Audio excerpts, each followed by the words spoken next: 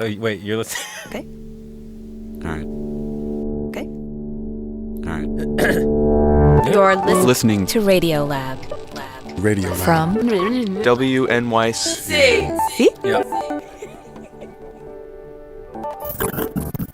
I'm Simon Adler. This is MIXTAPE. And before we start today, do you know that feeling? Have you had the experience when someone you love or someone you know has died, and then maybe a week or a month or a year later you hear their voice, their recorded voice again? There's something about that. It's strange. It's eerie, but also precious. Anyhow, this is the story of that feeling multiplied 3.3 million times. Welcome to this military training tape. This tape is designed to be informative to the soldier about making your own ghosts and spirits and screaming banshees, disembodied souls lost in a netherworld between life and thereafter.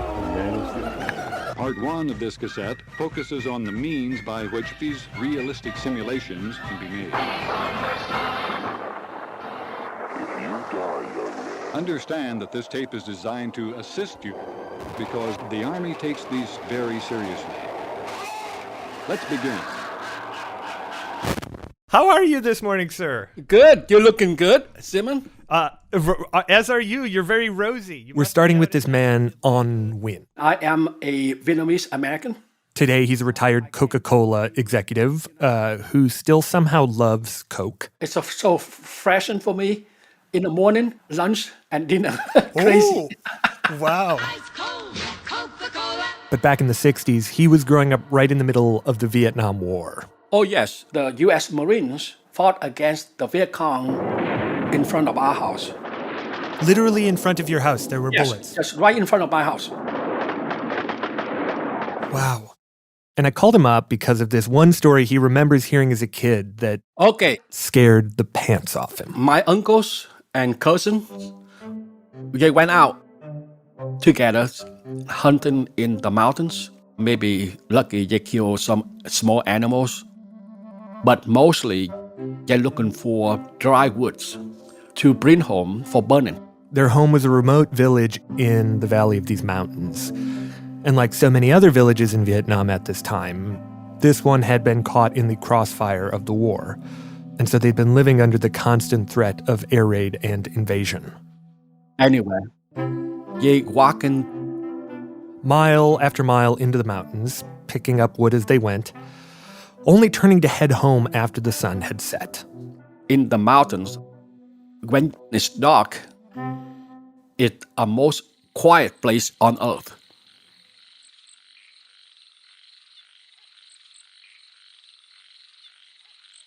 With the few winds blow over the top of the trees. And as they're walking along carrying these heavy loads of wood, all of a sudden,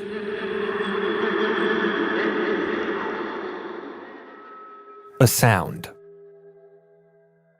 The men freeze. Back to back. And crouch low to the ground. It's a weird noise. Like a voice, very sad crying. And screaming.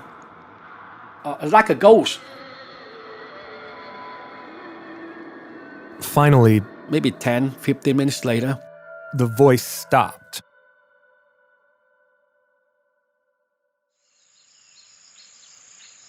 The men stood up, gathered their wood, and hurried home. But the next night, late, when the village was asleep,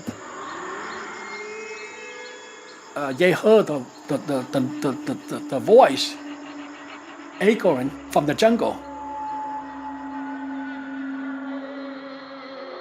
The villagers covered their children's ears. They shut their shutters. And ducked under the bed. And from then on, every evenings or so often, this voice would return. Now, the sound that these people were hearing was not a ghost. It was actually a weapon. a weapon designed and deployed by the U.S. military and their South Vietnamese allies to target the deepest fears of the Vietnamese people. It was only used for a brief moment during the war, but rather than fade away into history, he was wounded. Shrapnel in the neck and mouth. This ghost, bleeding rather badly. Didn't know if he was alive. has refused Walking over to where the bodies were. to die. Was he dead?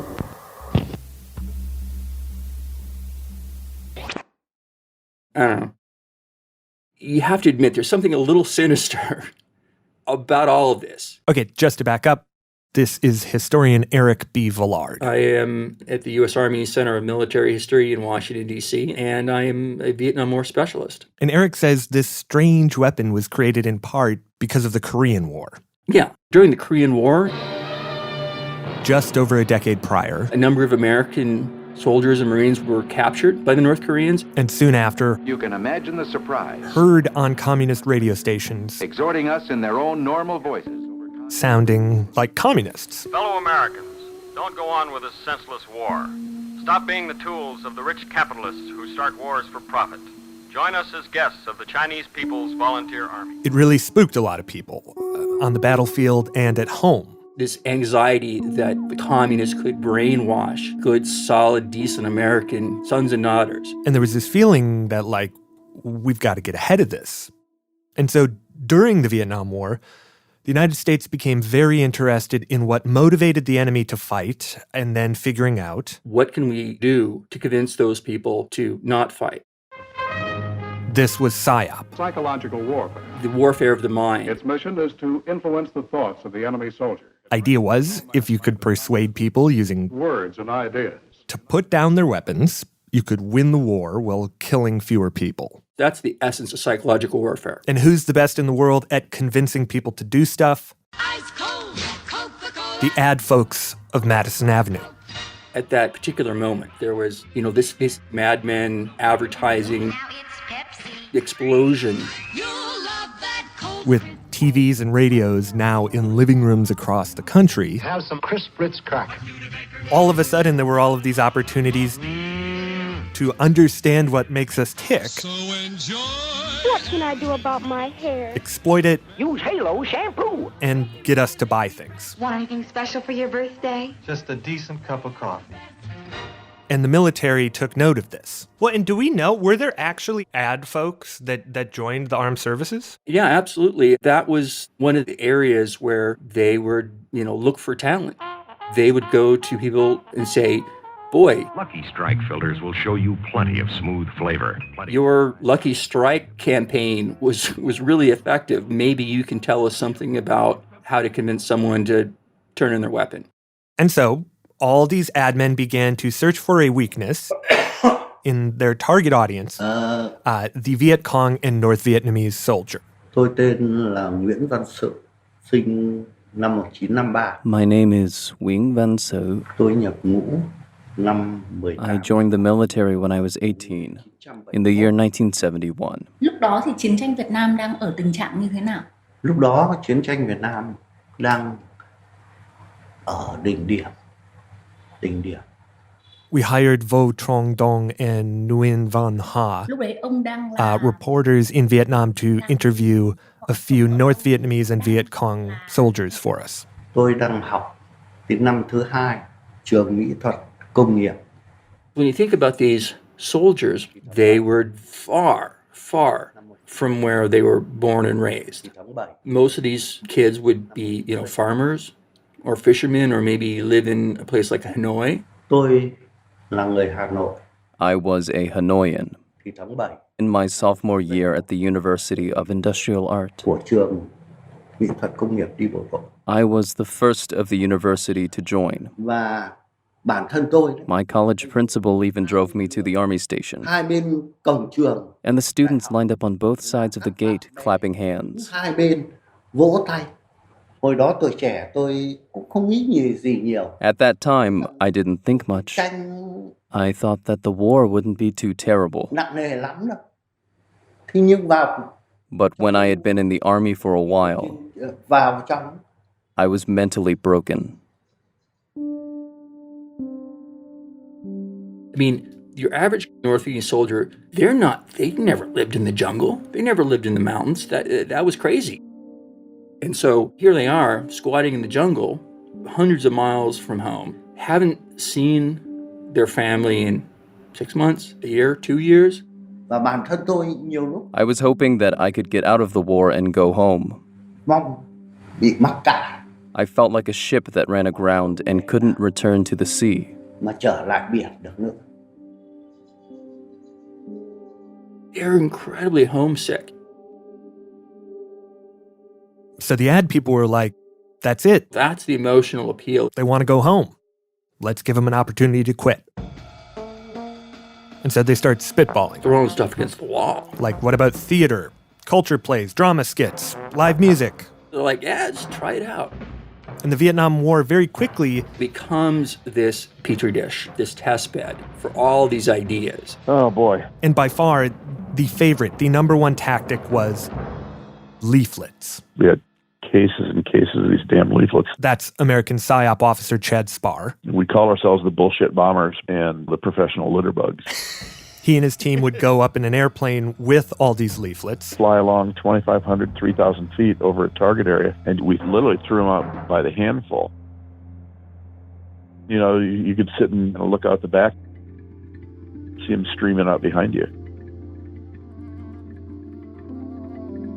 And there were times when you could hear a strong metallic pop when the rounds hit your aircraft. Start taking fire. And that increases the pucker factor substantially. And just the term pucker factor, what does that mean? Who's going to hear this? Oh, if it's inappropriate, we'll edit it out. It's where your sphincter tightens up so bad that it might pull a piece of fabric out, okay? Wow, okay. Yeah, that's when you start really throwing stuff out of there. And so these leaflets eventually flutter down to earth, landing in treetops, in gardens, animal pens, creeks. We just blanketed the country in those things. And if someone picked one up, they'd basically be holding a coupon.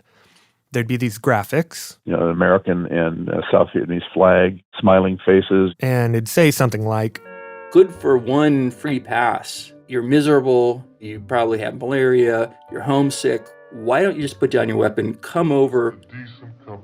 We'll give you a nice cup of hot coffee and some warm food. Come in and bring this little piece of paper with you. We'll take care of you. All your problems will be over. So millions and millions of these leaflets were printed and dropped from the sky. But as for whether they were effective,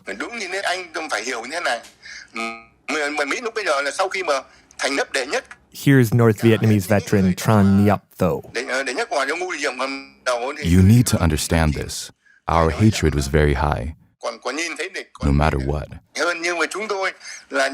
We young men and women at the time went to liberate the South and reunify our country. And Nguyen Van Su says that while the United States was appealing to their desire to go home, North Vietnam and their propaganda was appealing to why they'd left home in the first place. This feeling of being called to something larger than oneself, to their sense of identity and bravery and strength. The goal was to destroy as many enemies as possible. So, these scattered American leaflets, falling like leaves, we didn't read them. We were not influenced.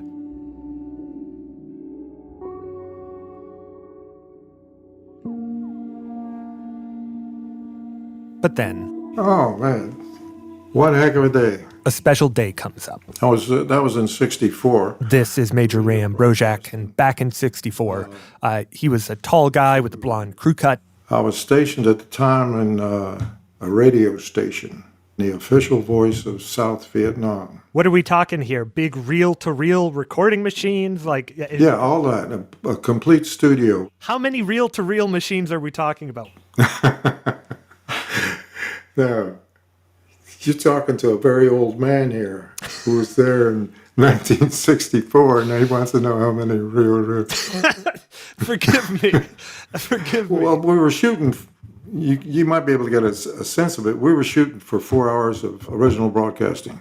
That's 4 hours of pro-South Vietnam content today. You know, that was music, news, commentary. There were comedy routines. 2 guys coming on there like Abbott and Costello doing Vietnamese jokes. As well as pretty in-depth little radio plays. This idea of the soap opera. Always sort of ending the same way. Somebody dies, and then the music would come in. That was pretty much it. And then one day at a staff meeting, everyone was sitting around a table. Maybe 3 or 4 Vietnamese. That's South Vietnamese. 3 or 4 of us. And the production coordinator's going over the broadcast schedule and said, okay, on this certain date, I think it was about 2 weeks hence, said we're going to be on a reduced staff. And we're only going to have, X number of people in here instead of what we usually have. And I said, what's that all about? I said, well, it's they're celebrating, this holiday, and they named the holiday. This big national holiday called Trong Nguyen, Wandering Souls Day. And Ray had never heard of it. So he turns to his Vietnamese colleagues and he says, I'd like to know what that is. And so they said, this is the holiday where we honor our dead.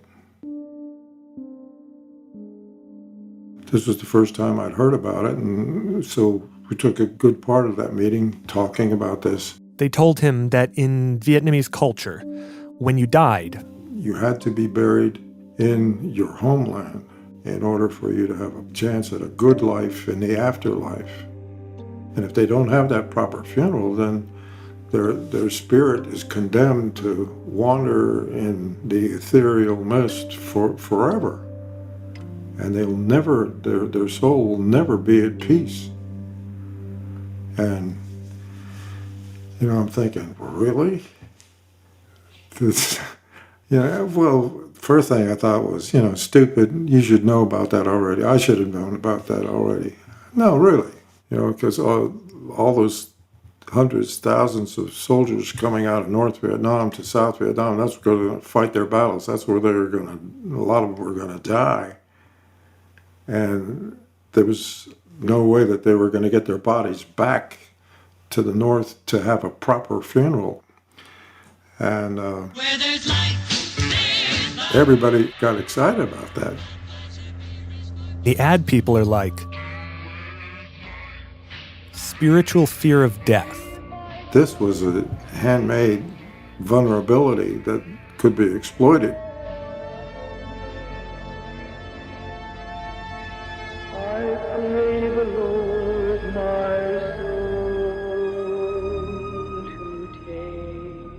And not too long after, I got a radio message to come to battalion headquarters at Bien Hoa. Chad Spar enters this Spartan military office. They said, sit down. We got some coffee. They said, sit down. And the officer in charge said, we've got something new. We've got a tool. We want you guys to start using it out in the field. And he reaches over to this small little mini reel-to-reel recorder on the table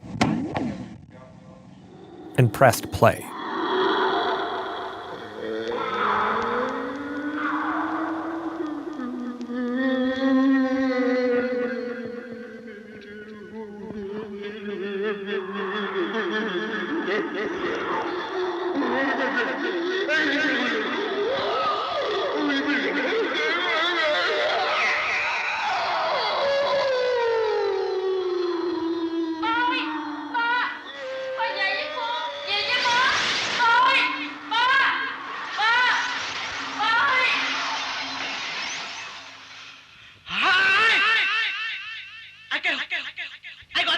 And everyone in that room was just sort of mesmerized. Like no one had ever heard anything like it. And most of them didn't know what it was saying. I was the only one who had any language training, so I got it real quick. And what was it saying? It's essentially the disembodied voice of a soldier, a communist soldier, who's been killed. My friends, I come back to let you know that I am dead. Dead. I'm in hell, just hell. It was a senseless death. How senseless. How senseless. He's in horrible distress because he's lost, his body's lost, he can't be properly cared for, he can't be properly prepared for burial and properly vitiated by his family to carry him forward into the afterlife. It's a spirit in anguish.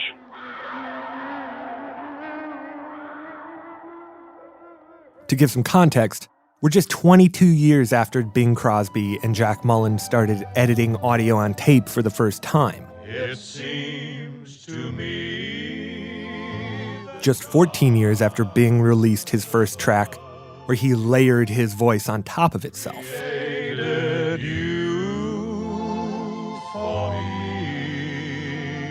I mean, the stuff was still pretty damn new. And so to create this tape, for weeks or months, we're not really sure, a team of sound designers and producers had hunkered down in a recording studio and taken Jack and Bing's techniques to their logical extreme, using some of the latest sound equipment, including hot off the market, just released, My Super Scope tape recorder with built-in mic. Sonic cassette tape recorder. cheap portable tape recorders. Almost any sound can be recorded magnetically and played So back. simple, so convenient, so easy to use. Armed with this new tool, the producers could go out into the world and collect sound. Let's get some audio of, let's say, a Buddhist funeral dirge. Again, historian Erik Villard. Well, you just go down the street, there's one going on, and they run out there with a tape recorder, and you get audio of that.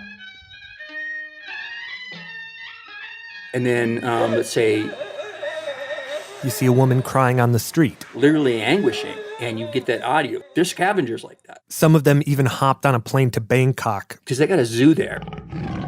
to record the sound of a tiger growling. And then maybe if we, like, put a little echo and flange on that, you know.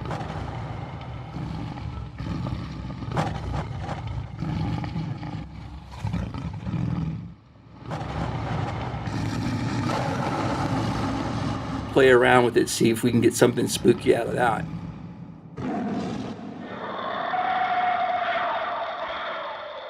This is sort of an early iteration of sound design. For the voices, they hired actors, Or maybe you grab the secretary from down the hall. got them to read a script, slapped a little echo on there, There's no handbook per se. and after much trial and error, they'd created a ghost, captured on magnetic tape. After we got done playing it, I was talking to one of the Vietnamese who worked there in the office. He was a Vietnamese infantry sergeant who'd been through a lot. And I said, "What do you think about it?" He said, "I don't like it." I said, "Why not?" He says, it hits my soul.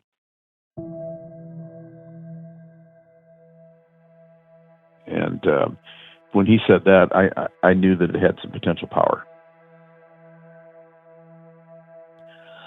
So, they gave me a little tape player with some batteries and the tape. And so I packed myself up and went back to Quan Loy to play the Wandering Soul tape.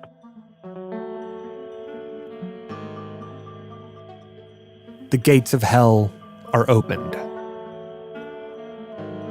Right after a quick break. This is Ronia from Ypsilanti, Michigan.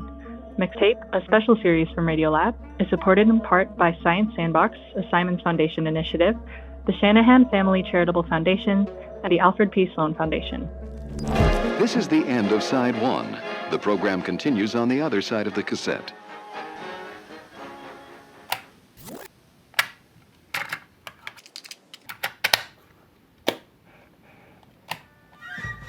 Part 2 of this cassette guides you through a tape tour of our nation's capital, Washington, D.C. At each stop, you will hear a beep. Here in this city, you can see the scars This is for, do you have any special instructions for me? of yesterday's wars. There, the VC will run out over there in that streamline where it makes the cut back to the east, and that thick trees. Roger that. Stop one. Our tour will begin. I'm Simon Adler. This is Mixtape, back with Chad Spar, who'd just been given the Wandering Soul tape and orders to get it in the ears and the souls of the enemy. Do you remember the first time you used this thing? Yeah. He and his team had gathered at the Quan Loy Air Base. It's a dirt-packed runway in the middle of a rubber plantation. The soil up there is full of iron. So everything gets stained red. You know, it gets into your skin, under your nails, in your ears. You can't ever get rid of it. Anyway, they decided the creepiest time to play this tape would be late at night. We went out at about 2 o'clock in the morning. I had 3 or 4 South Vietnamese soldiers with me for security, and I'd showed them on the map where we wanted to go. They headed through the jungle on foot toward a village believed to be sympathetic to the Viet Cong.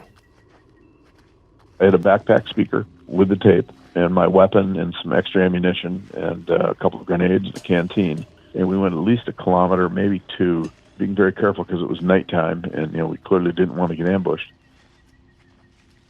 When the village was in sight, maybe 100 meters, just through the trees, they stopped. We set the speaker up and we angled it, up into the air about 40, 45 degrees, and then pointed it toward the village.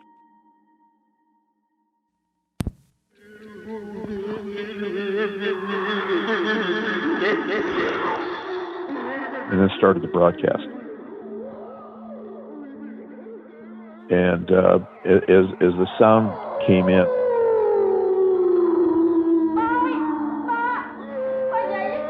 I turned up the volume. So it sounded like it was coming closer to people who were hearing it.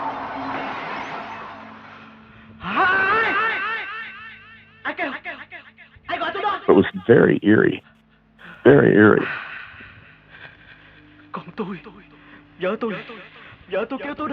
What Chad was broadcasting off that magnetic tape in the middle of the night, seeping into the dreams of those sleeping, was far heavier than he ever could have known.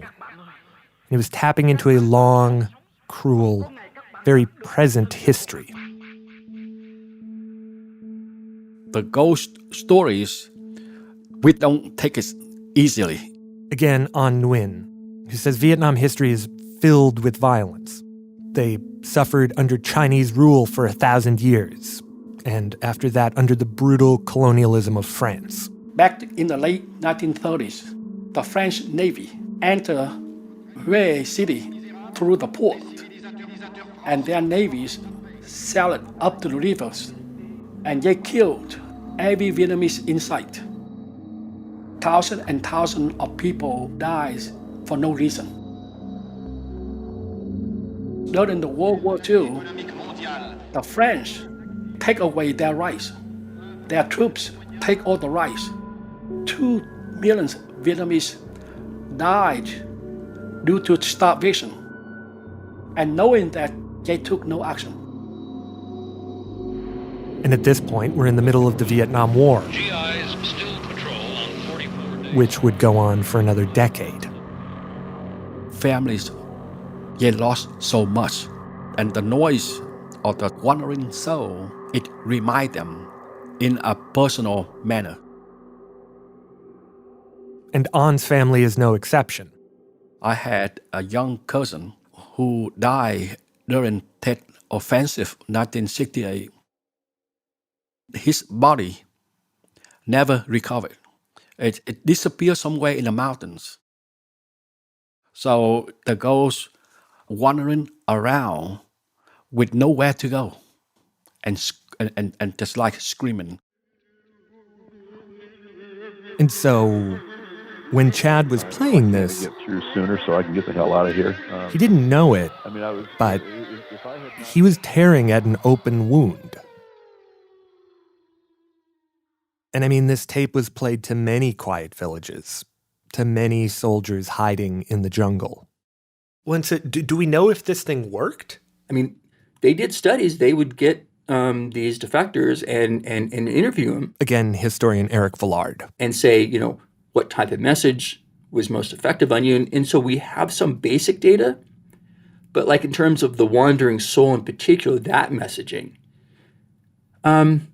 we're still not entirely sure how successful that was. Okay, got it. I mean, I've always thought that part of the reason that the United States not only did the sort of wandering souls message in the first place, but why we're still fascinated is almost more about us as a society than it is about the Vietnamese. I've been thinking a lot about what Erik means by this. And here's where I've landed. The Vietnam War still hangs over all of us. Talking to these veterans, the horrors they endured, the things they were asked and ordered to do is just unimaginable. Yeah, it is. You know, Christ, I'm 21 years old, and it was my job. I still remember clearly the Marines, 19 years old, as well as so many North Vietnamese army, killed in front of our house in Vietnam.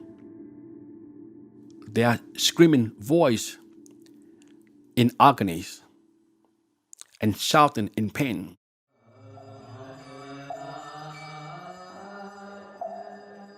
Each year on Wandering Souls Day, when the veil between the land of the living and the dead is the thinnest, the Vietnamese leave out offerings of food for their dead family members. They sing, they dance, they feast, they release birds from cages, fishes from bowls, and burn ceremonial offerings. For us here in the U.S., there's so much shame, anger, and trauma mixed together, and no real national cultural way to deal with these things. We don't speak of the ghosts that haunt us, but they're definitely there.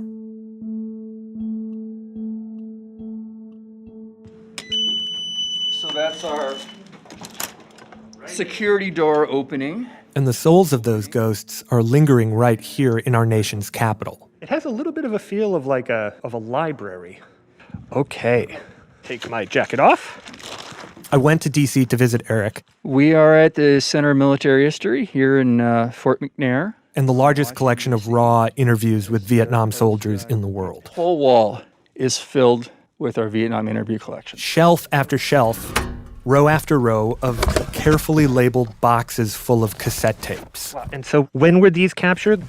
So these are the result of these military history detachment teams. Erik says the military was always trying to improve, and so when a battle was over or an ambush survived, they'd send out these historians who would sit down with the soldiers in tents or offices or wherever they could find a relatively quiet spot.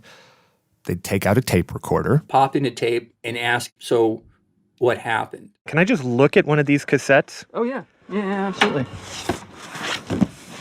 Let me give you 169. So he just pulled one off the shelf at random. It's a beautiful cassette.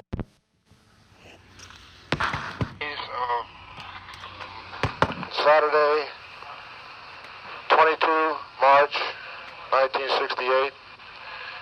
This first interview is conducted with Captain Robert G. Hoop. Captain Hoop 9, consideration of command and communications for this mission. Would you care to discuss that subject? The format of these interviews was just dry, basic, unedited data capture. Control and so forth. The battalion commander was on the ground with us behind the elements. Bravo company for a while, and then he'd be behind the Alpha company for a while. The idea, Erik says, was to preserve as much as they could about a moment in the war so that they could then recreate what had happened, figure out what had gone right, what had gone wrong. And in previous wars, this hadn't really been possible. But by the 60s, you could go out with a cassette recorder, right, that you bought in Hong Kong, pop in a tape or a reel-to-reel, and do these interviews. Thanks to those efforts and technology, we still have all this information. Spider holes dug in the side of it, each one of them at different points on the compass. But Erik says that a happy byproduct of this is that preserved in the information is a piece of someone.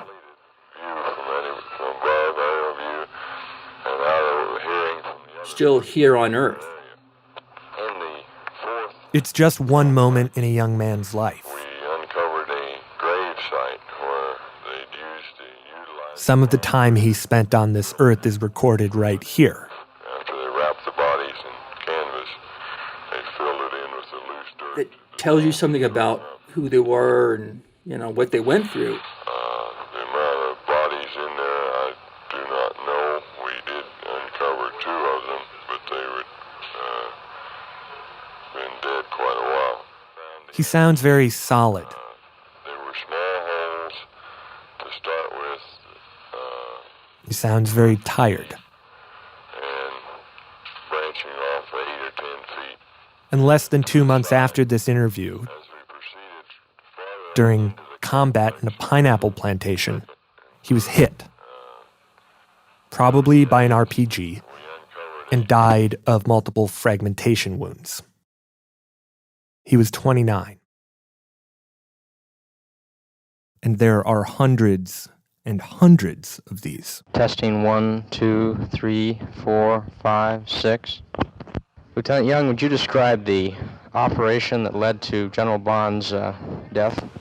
This is a combat after-action interview report with Lieutenant Rose. I was 1st Platoon Leader of D Troop, 17th Cav at that time. Body count was about 29 bodies that we found. And I was on a mission 1 April. My platoon leader was hit. Was he laying on the ground? He was laying on the ground when I got shot. We've got like all these ghost voices. And in a way, I feel like these audio tapes are kind of like these wandering souls, sitting in our archives, on our shelves, just asking us to listen to them. This is when I discovered he was wounded. There was a very big stream of blood pumping with every heartbeat. They wrapped the bodies They had to cut off a body that they were raising on a hoist.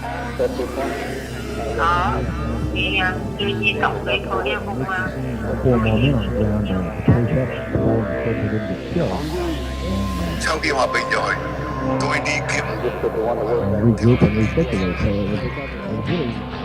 Wrapped me in the neck and mouth, facial inflammation. The man with the AK-47 was spraying the ground.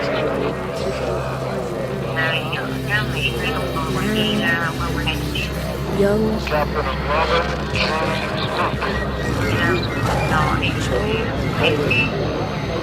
General Bonds. Captain Drake. Captain Ross.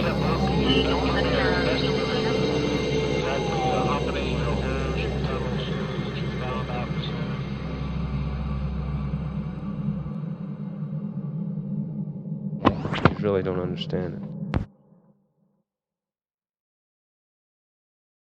Next week, the story of how the cassette tape created the internet. MIXTAPE is reported, produced, scored, and sound designed by me, Simon Adler, with original music throughout by me. Indispensable reporting and production assistance was provided by Eli Cohen. This episode was produced by Annie McEwen with original music by Annie, and had original reporting contributed by Trong Dong Vo and Nguyen Van Ha. Our voice actors were David Lee Win, Topher Ngo, Merk Nguyen, and Maggie Hai Trong.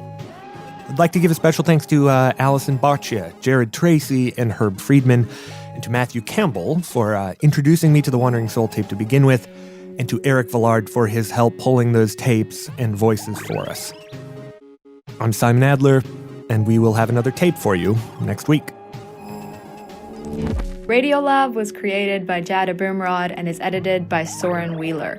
Lulu Miller and Latif Nasser are our co-hosts, Susie Lechtenberg is our executive producer, and Dylan Keefe is our director of sound design. Our staff includes Simon Adler, Jeremy Bloom, Becca Bressler, Rachel Cusick, W. Harry Fortuna, David Gable, Maria Paz Gutierrez, Sindhu Sambandam, Matt Kilty, Annie McEwen, Alex Neeson, Sarah Kari, Ariane Wack, Pat Walters, and Molly Webster, with help from Tanya Chavla, Shima Oliai, and Sarah Sonbach. Our fact checkers are Diane Kelly, Emily Krieger, and Adam Schibill.